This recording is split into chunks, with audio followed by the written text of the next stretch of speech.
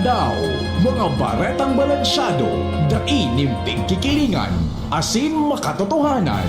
DCGB, Bareta alas 7. Mga preskong bareta sa lado lokal, nasyonal, internasyonal, asin iba pa. Bareta alas 7. Digdi sa GB, garantisadong bareta.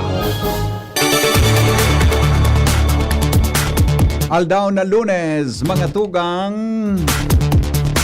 petsa 6 kan bulan na Hulyo.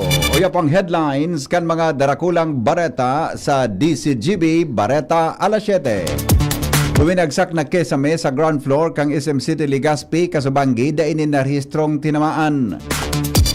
Batan Infirmary sa Rapu-Rapu Albay, plano ng i-upgrade para sa mas mahiwas na serbisyong pangsalud sa mga residentes. Banwanin Libon, zero sa index crime, Libon Municipal Police Station, inumaw kan Municipal Peace and Order Council. Patakot sa nagkabarang eskwelahan sa probinsya nin Camarines Norte. Nagresulta sa suspensyon in klaseng ngunya na aldaw. Padagos na pigi-imbestigaran kan Cam Norte PPO. Sa lado national, proper decorum, pigalauman sa mga matinder sa impeachment trial, sigon kay Senate Secretary, asin impeachment clerk of court, Attorney Renato Bantog Jr. Obispo sinimbag ang kahaputan. Kunhain ang simbahang katolika sa Pilipinas sa tahaw kan mga isyu sa nasyon. Proper decorum o kaya PBBM suminimbag sa mga nagpapahali sa iya sa pwesto. VP Sara daing abiso kung maatindir sa impeachment trial sigun sa Senate Secretary. Headlines kan mga bareta sa ibang nasyon, nagkaperang partikan Colorado, kinansilar ang fireworks display dahilan sa patakot kan wildfire. Baretang sports, Pinay tennis sensation Alex Yala masagupa kay Italian tennis player Jasmine Paolini sa round of 16 kan Wimbledon. Mga tugang detalyes kan mga darakulang bareta ngunya na pagkaaga, kami po sa inyong magiging tagapagbareta. Ako po si Henry M. kasabay si Jasmine Baloloy. Good morning, Jasmine. Good morning, VP Henry, asin sa satuyang mga paraantabay. Mga tugang detalyes kan mga bareta ngunyan sa lado lokal, dahil po dinarhistrong na lugadan o tinamaan sa buminagsak na kesame sa ground floor kang SM City Legazpi alas 9 Kasubanggi, Hulyo 5. Sigon sa pinaabot na informasyon kan mga mall goers sa DCGB News, bigla na sanang buminigay ang parte kan kesame maski daing pinagigibong trabaho sa lugar kan mangyari insidente. Tulos man na nagresponde ang mga personalis kan mall tanganing masiguro ang kaligtasan kan mga nasa palibot. Sa presente dahil pang opisyal na pahayag ang manehemento kan may koneksyon sa kausa kan insidente. Ang baretang ini hatod sa Indokan. Optin Lutein Capsule. Alagaan ang paningin sa tulong ng Optin. Kitang-kita ang kalusugan ng mata. Plano ng may upgrade pa ang Batan Infirmary sa Rapu-Rapu Albay. Tanganing mas mapahiwas pa ang serbisyong pangsalud sa mga residentes kan lugar. Ini ang tinaawan doon ni Albay Governor Noel Rosal. Kung sa insigun sa iya, tututukan asin target kan gobyerno probinsyal na magkaigwanin inpatient services sa pasilidad para dain na kaipuhanan pang magbiyahe kan mga pasyente tanganing ma-admit sa ospital, lalo na sa mga emergency asin under observation cases. Dagdag pa ni Rosal kaibahan sa piglalaoma na maidudugang sa pasilidad, an X-ray laboratory, asin lying-in facility na gibuhon na mas kumpleto asin mas accessible ang mga serbisyong pangsalud para sa mga residentes.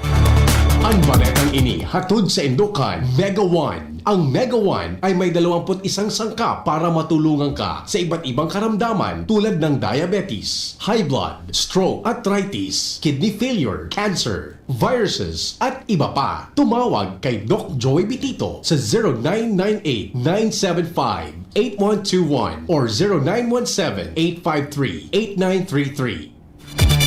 Mga tugang pinagmidbid po kan Libon Municipal Police o ang Libon Municipal Police Station kan Municipal Peace and Order Council o MPOC sa pangingenot ni Libon Mayor Attorney Mac Saison bilang zero index crime o kawaran ni na rehistrong index crime sa bilog na banwaan kan Libon.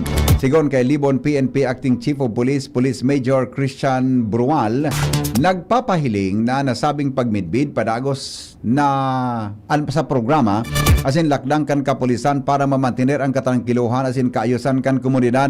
Sinabi ni Major Brual na padagos ang pigusulong kan Libon PNP ang mahigpit na koordinasyon sa mga barangay asin iba pang sektor kan komunidad sa pagikan proaktibong lakdang sa crime prevention. Kasabay digdi ang regular na pagkondusir nin dialogo sa mga barangay, pagapatrolya asin padagos na pagbisita kan mga pulis sa komunidad. Dagdag pa ni Brual na importante ang pagkipagtamangan sa mga residentes o kan mga residentes, mga official kan barangay asin iba pang stakeholders para mamantener ang marhay na pasi orden kasabay ang sa iyang pag-inganyar sa publiko daday magduwa-duwa na magranisa sa indang opisina kon kinakaipuhan. Pwede po kayong tumawag sa aming himpilan or just dial lang po 911 sa inyong mga cellphone. Kahit po wala kayong load, makakakonekta po yan. 24/7 po merong sasagot sa inyo at i-refer po kayo sa aming tanggapan para mabigyan po kayo ng proper na police assistance. So, nabigyan po tayo ng commendation ng no less than ng ating municipal mayor dahil nga po yun sa accomplishment na nagawa ng Libon Municipal Police Station din for the second quarter of 2026. Okay.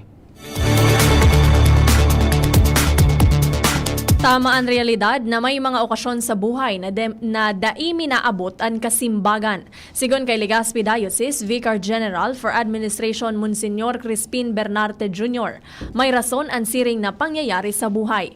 Ipinaliwanag ni Monsignor Bernarte na kasabay sa rason, iyo kun sala ang pigahagad, dai talaga itataokan mahal na Diyos. Kung mangyari man ang pigahagad na dai ikakarahay sa buhay, bako ini hali sa mahal na Diyos. Posible man na kulang pa ang pagpangadji, kun kaya sa panahon kan hubileo, pag-adalanin marahay ang pigahagad sa mahal na Diyos. We are praying for the wrong thing. Iyan ang enot na rason, sabi ni Santiago Apostol ni St. James the Greater. Salaan sa tuyang hinahag. Sabi ni St. James, dahil takulang padaan sa tuyang pangadji. So keep on praying, keep on asking. To kung tama iyan, kung marhay na iyan, itataon ang ganyan sa tuya. Mientras tanto, Bareta hali po dyan sa luwas kasabay si Al Armario.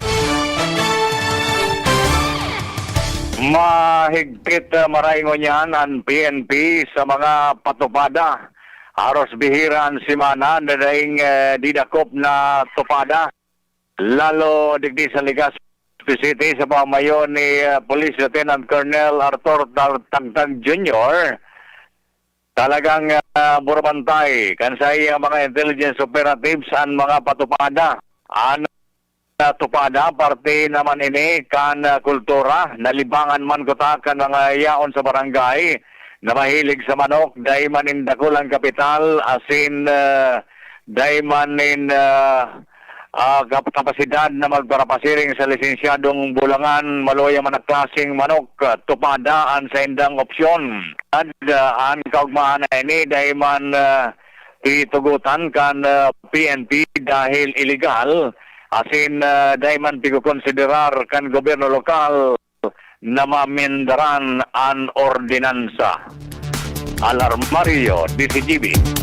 Mga tugang sa Giraray po na yinugyog nin magnitude na 7.4 na linog ang Banwaan kan Santo Domingo kasubangging alas 7:35 nin Bangi.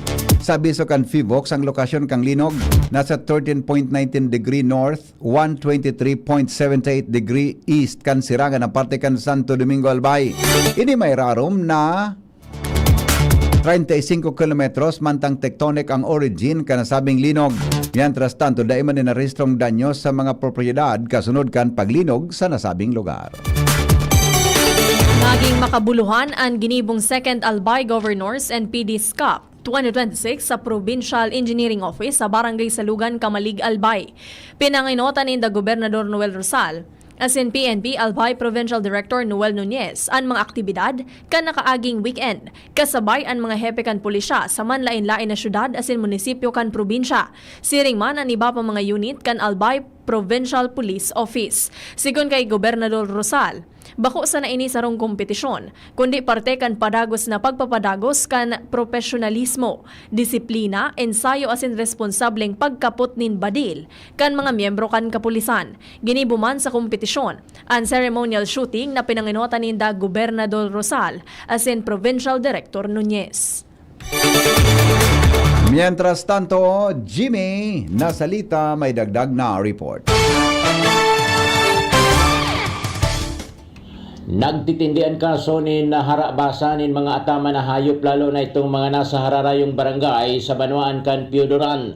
Basado sa informasyon na kalap kan DCGB News, igwani na sarong sitwasyon, sarong baka nakadulag na sana kung sa inpig tutubudan na hiha basini dahilan sa may gakod na an ngimot an makangalas ta nakadulag an sabing baka. Apira kani may mga informasyon na nakaabot sa DCGB News na talagang nagtitindi an mga kaso nin harabasan lalo na mga manok kung sa inan pigtutubudan ang pigtatakutan sa Piodoran kung maubos ang mga manok, baka urig, baka kanding na ang posibleng isunod na biktimahon sa mga maabot na mga aldaw. Sa ngunyan pinag-analisar na posible epekto na inikan padagos na kadipisilan in buhay ngunyan dainin oportunidad sa trabaho kung kaya igwanin mga nagbuburuto ang kaso nin harabasan sa mga barangay lalo na sa Piodoran, Albay. Jimmy Nasalita, DCGB News. Aleco dapat tawan panin pagkakataon sigun sa alkalde kan Tabaco City. Dagdag na report na sa linya si Jomar Bien. Kontra ang alkalde kan syudad kan Tabaco na isipribado na tulos ang operasyon kan Albay Electric Cooperative. Sinabi ni Mayor Ray Bragais sa pagkikipag-ulay sa DCGB News na dapat na matawan ngunanin pagkakataon ang Aleco na ipagpadagos ang pinagkukondusyon nindang rehabilitasyon. Siya yung sinabi na sayang man ang iginasto o idinagdag na pundukan gobyerno nasyonal para sa rehabilitasyon kung isa sa pribado na tulos ang operasyon kan Albay Electric Cooperative. Tawan-tawan nagtsa sa Aleco. Nakanginot iba so isip ko Ngunyan nahiling ko na dangog ko, narog pa lang kaya. Siguro para sa kuya, ilang bulan o isang taon, ang impirita siguro kita muna sa Aleco. Para pailingon ta sa inda, ilingon ta sa inda kung kaya talaga ninda. Nagtotal, nag-impuse na kwarta ang nasyonal para mag-rehab kangal. Jomar Bien, DCG. Mientras tanto, additional na mga substation sa probinsya Canalbay magkakatabang sa halangkaw na system law sigon sa Aleco, Acting General Manager Karen Ala sa report. Apwera sa matanos ang pagpuro palsok-palsok kan kuryente, dakulang tabang man sa pagbabakan nalulugi ng system loss ang pag-establish ng unya na taon nin mga panibagong substation sa probinsya kan Albay. Iyan ang pahayag ni Aleco Acting General Manager Engineer Wilfredo Buxit kung saan sinabi na sa sarong substation pa sa nag-ibibugtak nakakabawas na ininin 0.5% na system loss mantang nasa 3% kung anom na ang nabubugtak sa mga lugar kan probinsya. Sa ginibong Annual General Membership Assembly, ipinahayag mismo kan General Manager na nasa 50% ng unyan ang Kulyat Substation sa Daraga, asin Ligaw Substation sa Ligaw City, nakikaraag pa sana, mantang mapamugtak pa kay mga substation sa Piodoran, Bakakay, Bangkerohan asin man sa Tabaco City by 2028. Yan ang report Karen Ala, DCGB News. Mga tugang bilang pag-iingat sa impormasyon manungod sa bayolensya sa mga eskwelahan, pinagsuspendir ni Camarines Norte Governor Ricarte Padilla ang klase sa kabos na level sa pampubliko at pribadong eskwelahan sa bilog na probinsya kan Camarines Norte, ngunyan Aldao. Sa nasabing abiso, tinawanin doon ni Padilla ang lakdang bilang pag-iingat sa sarong patakot sa seguridad na nakatutok sa institusyon pang-edukasyon. Katakod keni mantang pig-investigaran kan mga autoridad ang sitwasyon, inabisuhan kan gobyerno probinsyal ang mga pratokdo. Estudyante asin iba pang mantinidong maging kalmado asin halaton ang mga masunod na opisyal na anunsyo. Padagos na pag-iimbestigaran kan Camarines Norte Police Provincial Office. An may kinaaraman sa sarong social media post na may patakot sa nagkaparang eskwelahan sa probinsya kan Camarines Norte. Sigon sa ipinaluwas na abiso ni Camarines Norte PNP Provincial Director Police Colonel Dave Mejia. Padagos nindang pinagigibo ang verifikasyon. Tanganing matrace ang pinaghalian kan mensahe asin mahiling ang validity kan patakot. Katakot ka ini nakikipag-koordinar na ang pulisya. Saman iba-ibang ahensya para mamidbidan ang responsable sa pananakot. Tanganing masiguro ang kaligtasan kan mga estudyante, maestra asin komunidad. Nagpautoban pulisya nin police visibility asin pagpapakusog kan seguridad sa bisinidad kan mga eskwelahan. Piging ganyarman ang publiko na mantinidong maging kalmado. Asin ibitaran ang paghiras nin mga bako beripikadong impormasyon na posibleng magkausa nin daipig lalaoman na panik o kariribukan. PNP, DepEd, asin ang Commission on Higher Education, naghuroron para sa seguridad kan mga eskwelahan sa Bicol Region. Joshua Bino sa report. Matapos ang mga insidente ng violensya sa mga eskwelahan sa ibang parte kan nasyon, digdi sa Bicol Region, nagkaigwa naman ni napaghururon ang Police Regional Office 5, kaibahan ang mga Regional Office man kan Department of Education o DepEd, asin Commission on Higher Education o kaya CHED. Katayuhan kan nasabi ng paghururon kan tulong mga ahensya, iyo ang mapaghurunan kung ano ang mga lakdang para mas mapakusog ang seguridad sa mga eskwelahan. Sinagibo ang paghuroron na ini kan nakaaging simana sa laog mismo kan Kampo General Simeon Ola digdi sa Legazpi City. Pinaghururonan kung ano ang mga lakdang para sa seguridad kan nasa basic education, partikular na elementarya, sekundarya, asin higher education man o itong mga nasa kolehiyo. Gusto kayang pakusugon ang mga lakdang para maprotektaran ang mga estudyante, mga paratokdo, magurang asin iba pang yaon sa mga eskwelahan. Naging promesa man ka na PNP digdi sa Bicol ang padagos nindang police visibility, pagbabantay sa mga eskwelahan para mapugulan ang anuman ng mga byulensya. Dagdag na bareta, Joshua Bino, DCGB. Land Transportation Office Bicol nagpaluwas na nin show cause order sa viral reckless driver sa Ocampo, Camarines Sur. Lisensya kaini 90 aldaw na suspendido. Detalles kan bareta kay Angel Mustasa. Nagpaluwas na nin show cause order ang Land Transportation Office Bicol kontra sa rong driver matapos na maglakop sa social media dahil sa reckless driving na nangyari sa Ocampo, Camarines Sur kanakalihis na aldawa. Sigun sa LTO Bicol sa panganap ni Regional Director Edgar Alan Castillejo, so nagkukondukta na sila ng investigasyon sa nasabi nga pangyayari kung sa ina sa initial ng evaluasyon kay puhana na magpaliwanag ang nasabing driver sa laog din 10 aldaw basado man sa ipigpaluwas na show cause orders mantang ana sa iyang lisensya ang ipigpairaw naman sa preventive suspension sa laog ni 90 aldaw. Siniguro kan LTO Bicol na sinraan mantinido sa sinang commitment na mapromotir ang road safety asin kaligtasan man kan gabos ng mga motorista asin ana publiko. Dagdag na bareta, Angel Mustaza, DCGB News. Oras Pilipinas, alas 7:23 nin pagkaaga. Bareta sa lado nasyonal, masunod, makalipas po kan mga patalastas.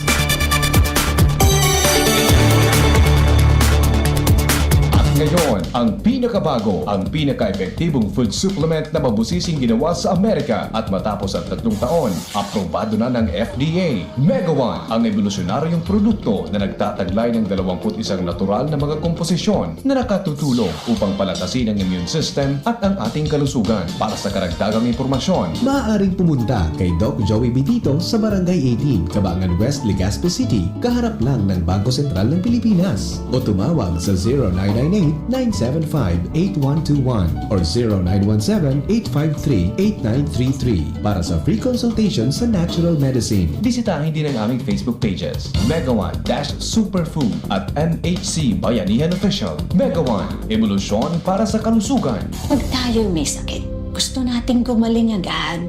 Pero di ba mas maiging gustuhin malayo sa sakit? Ang yakap ng PhilHealth, programa ng gobyerno na nagbibigay ng libreng pagpapakonsulta, pati mga lab test. Kaya payakap sa yakap ng PhilHealth. Yakap ng PhilHealth nang tayo'y malayo sa sakit. Good news mga kapitbahay!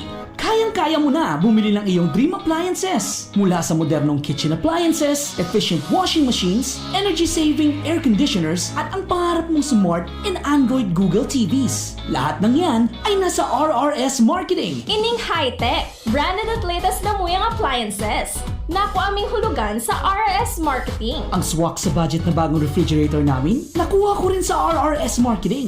At di lang yan, sa mga warranties, wow! Sulit na sulit! Pwede sa inyong school, sa bahay, sa opisina at sa inyong negosyo. Kaya ano pang hinihintay nyo? Punta na sa RRS Marketing region-wide. Durable, sulit, di kalidad, at abot kayang appliances. Sain ka pa! Siyempre, sa RRS Marketing na! Basta appliances, sa RRS, yes na yes! Discover the beauty of playing brightly with New Star Online, a world of smart play and luxury entertainment now in your hands. New Star Online. Have fun. Take it easy. Gambling is for 21 years old and above only. Gambling can be addictive. Know when to stop. Email at responsiblegaming@pagcor.ph. Discover the beauty of playing brightly with New Star Online. Luxury entertainment now in your hands. Gambling is for 21 years old and above only. Gambling can be addictive. Know when to stop. Email at responsiblegaming@pagcor.ph. Ako si Cha, dating McDo crew. Ngayon, professional volleyball player na.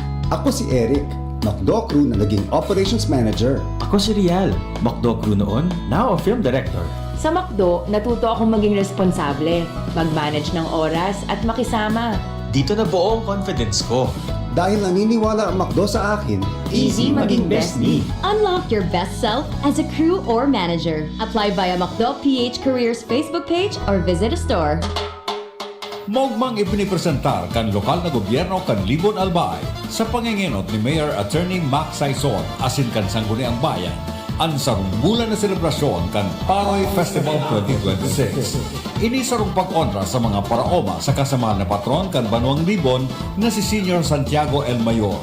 Asin man ang pagpadagos kan tradisyon asin pagpapasalamat sa mahal na Diyos sa masaganang ani kung saan ang Banuang Libon midbid bilang rice granary sa Albay. Libon Paroy Festival 2026. Santiago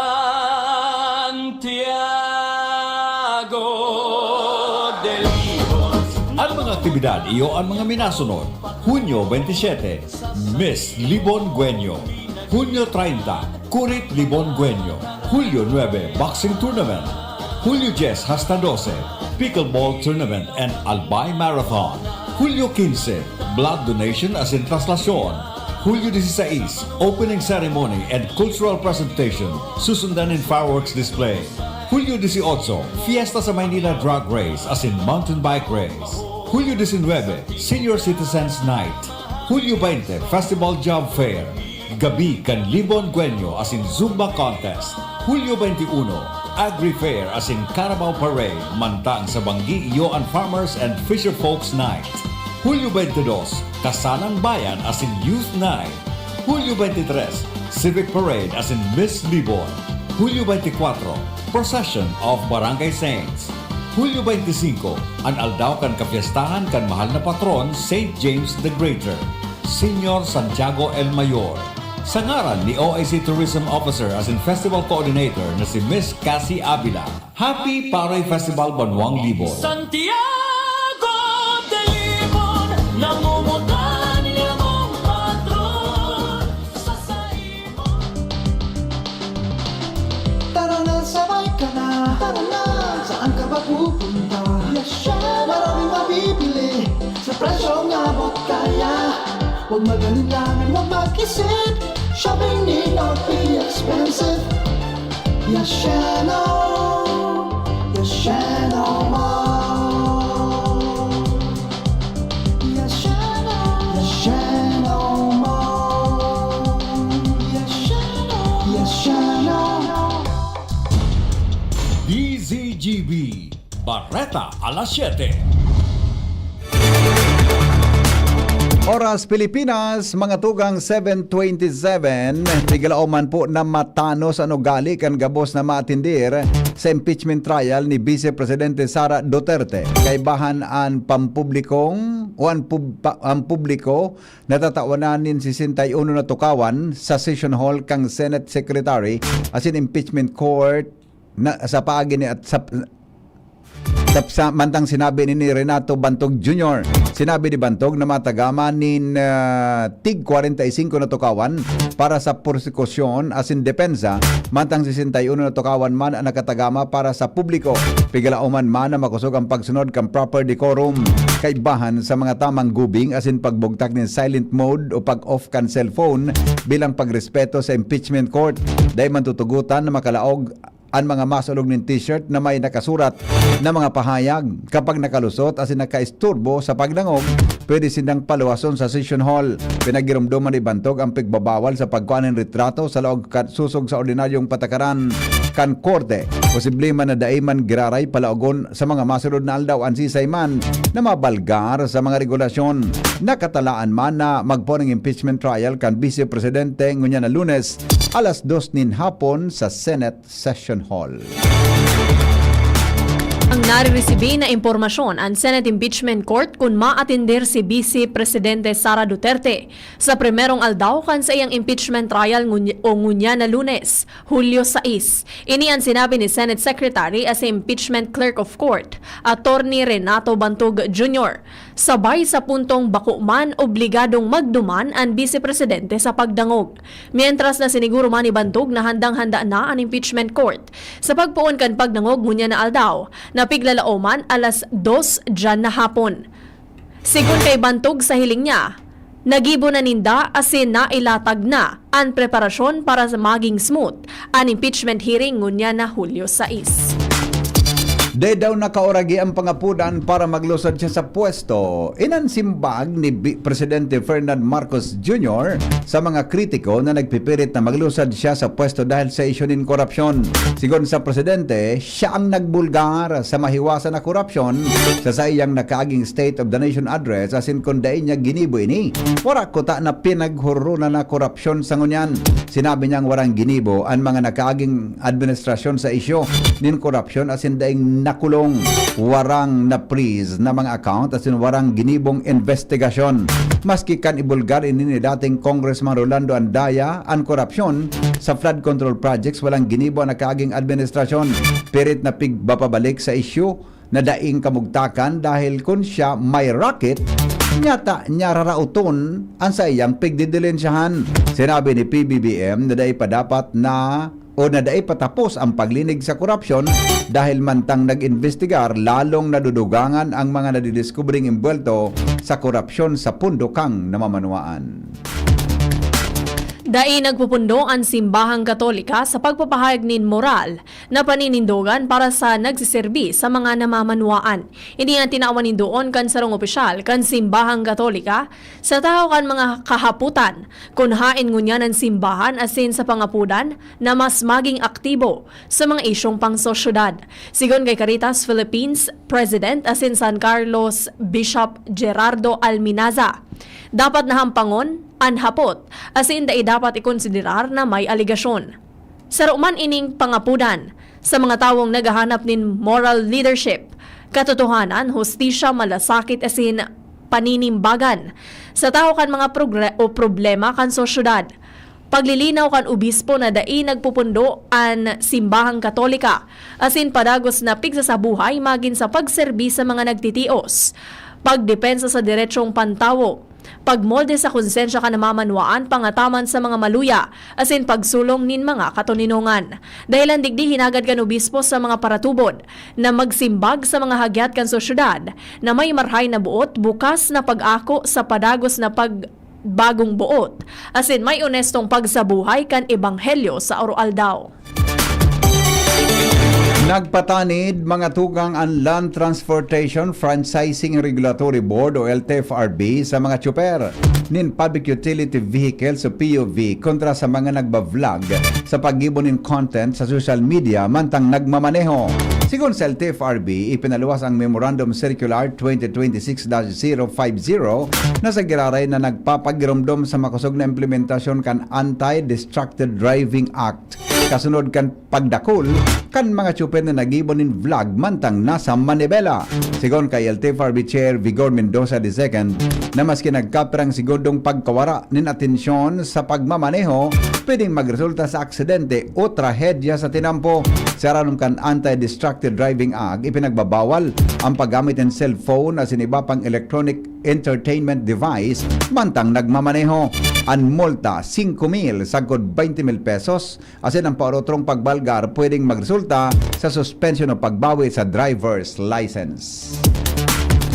Maugmang inumaw ni Presidente Ferdinand Marcos Jr. si Pinay tennis star Alex Yala matapos kaining daugon ang defending champion na si Iga Swiatek sa score na 7-6, 9-6-2 sa ikatulong round kan 2026 Wimbledon Championships. Sa entrevista sa media, mantang nasa Vancouver, Canada, sinabi kan Presidente na tunay na inspirasyon si Yala lalo na sa mga Pilipinong hobenes. Sigon sa Presidente, kan enot pa sa nang nanggana si Yala. Sinabi na niyang nagpupuon pa sa ang 21 anyos na atleta asin dakol pa ining ibubuga. Sa trayumpo na ini, nagibo o nagigibo si Yala nin istorya bilang kainot-inoteng Pilipina na uminabot sa ikaduwang round kan sarong Grand Slam. Sunod yang makakalaban si Jasmine Paulini sa round of 16 kung saan nakataya ang pwesto sa quarterfinals kan Wimbledon. Bareta po sa ibang nasyon, nagkaperang fireworks displays ang paramiantras na dailinawo sa Colorado bilang parte kan US Independence Day dahil sa patakot ni wildfire. Kumpwesto inikan mga lugar sa Colorado, ang Colorado Springs, Douglas County, Arvada, Durango, asin Vail. Pinaghaditan ninda ang makusog na paros as in dry condition sa lugar. Magigirumduman na kan Hunyo 27 igwang tulong bumbero ang nagadan as in duwa ang nalugadan dahil sa mahiwasan na wildfire sa border kang Colorado as in Utah. Baretang sports, padagos ang pagrehistro nin kasaysayan sa Wimbledon kan Filipina tennis star na si Alex Yala matapos na umabante sa round of 16. Asin makakalaban niya ang Italia na si Jasmine Paulini para sa piglalauman na pwesto sa quarterfinals na sangunyan na Lunes, Hulyo 6 oras digdi sa Pilipinas. Maabot ni Yala na makuha ang ikaduwang sunod na pagana laban kay Paulini na sangunyan rank world number 17. Naglaban na ang duwa sa Dubai Open kan primerong parte kan taon kung saan nanggana si Yala sa score na 6-1, 7-6, 5. Maenot o mainit ang kampanya ni Yala matapos kaining daugon ang defending champion na si Iga Swiatek kan Poland sa ikatulong round sa paay kan 7-6, 9, 6-2 na pagana. Ini ang pinakahararom na pag-abante ni Yala sa sarong Grand Slam tournament. Kung magtrayumpo laban kay Paulini, magiging kainot-inoteng Pilipino si Yala na makakaabot sa quarterfinals din sarong Grand Slam sa Open era. Ultimong nakagibo kaini ang dipuntong si Felicissimo Ampon na uminabot sa quarterfinals kan French Open kan taong 1953. Piglalaoman na magiging pitsi-pitsi ang laban dahil parehong nasa magayon na porma ang duwang tennis player. Nakasentro niya ng atensyon kan duwang o kan Pilipinong tennis fan kay Yala, nababaloon na magdugang nin panibagong makasaysayan na trayumpo para sa nasyon sa prestihiyosong Wimbledon.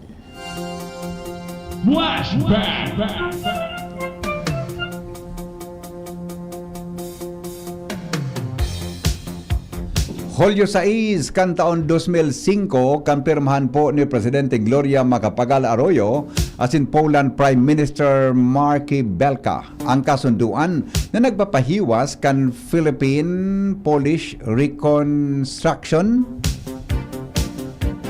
bilang highlight sa pagbisita ni kayan sinabi ng Premier Ministro sa Manila. Ang kainot-inuting pagbisita kan sarong Polish leaders sa Pilipinas nagkrear nin istorya sa bilateral relations kan duwang nasyon kung saan ang Poland naging mapagkakatiwalaan na partner kan Pilipinas sa naglalangkaw na involvement sa Asia. Pinasalamatan man ni Presidente Arroyo ang Premier Ministro o ang Prime Minister dahil sa stress o sa interes kan Poland na magnegosyo sa Pilipinas. Mag-uyon sa an Poland na magbugtak nin consortium para gumibo nin feasibility study as in financing sa pag-upgrade as in extension kan Philippine National Railways o PNR sa mainland o mainline south sagod sa Matnog Sorsogon kan Bicol Region. Pag-asa sa kamugtakan kang panahon kasabay si Ariel Samudio. Maray na kapo. Para po sa tuyong weather forecast mo na aldaw nin Lunes, ridge o extension kang high pressure area ang nakaka-apekto diman sa extreme northern Luzon.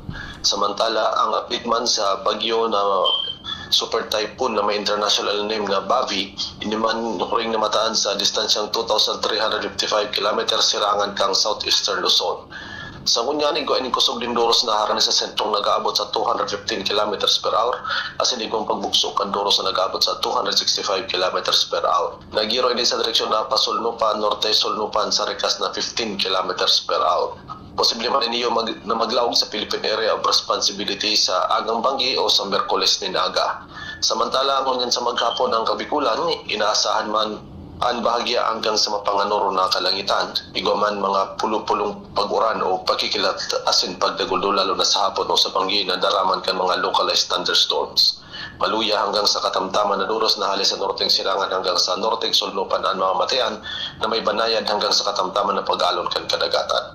Ang tinating agwat kan temperatura ngunyan na maghapon, 25 hanggang 33 ang taas kang Celsius. Ang saldang nagsirang alas 5:23 nin aga, masulno pa dyan alas 6:15 nin hapon. Haliligi sa Diyos si Pag-asa, Ariel Samudio. Mga tugang sa inupong nadangog ang DCGB Bareta alas 7. Ang mga nagsurat kan Bareta, News Director Mar de la Cruz. Katawang po si Jenny Balyaran, Nicole Angloriani, asin po Sharamay Leron. Kaibaan Mega Force Patrol, hali po dyan sa lawas. Ako po si Henry M. Ako man po si Jasmine Baloloy. Salamat kan sa pagantabay, Baret anhapot susunod. Makalipas lang ka nagkaperang mga patalastas.